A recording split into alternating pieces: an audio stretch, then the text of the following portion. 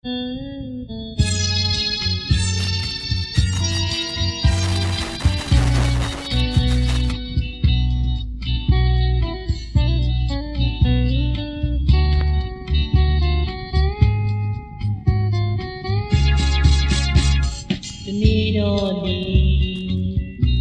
ပညာဒီလမ်းမပေါ်ပြန်ဆုံးမယ်ဟမန်တွေရှင်သန်နေတော့ဒီလူရဘူးစီမိကလေးတန်တာရာညှို့ပွင့်ကလေးစင်ထမ်းစင်မာလီတောင်မန်တွေခွေရိုင်းဟာနွမ်းပေါ်လီလူရဘူးစီတန်ခွေတွေတိုးထွက်လာခိုင်းဒီထားတဲ့အားနေရှင်နိုင်မလားတန်စကားတွေပေါ်ထားလေ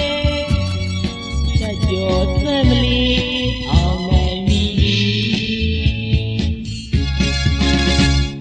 ရှုံးနေသူပါရင်ကာလနဲ့ပြန်အဆောင်မနေနဲ့ရွှေရည်စိမ်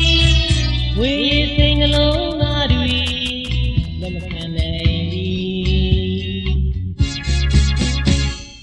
ဒီသာကိုလောင်စာစီခန်းတဲ့အချိန်မေးမိမိ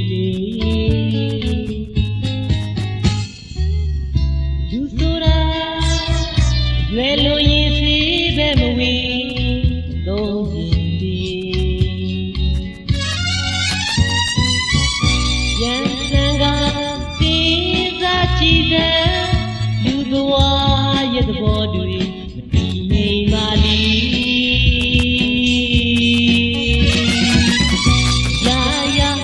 ကြည်မြဲခြင်းမရှိတဲ့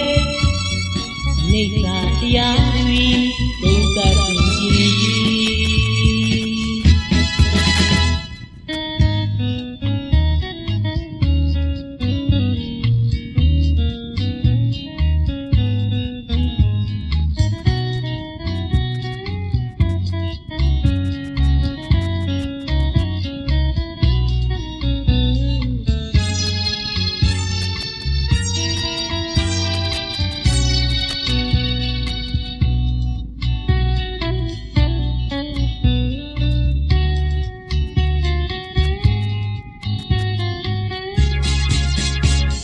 တနေ့တော့ဒီ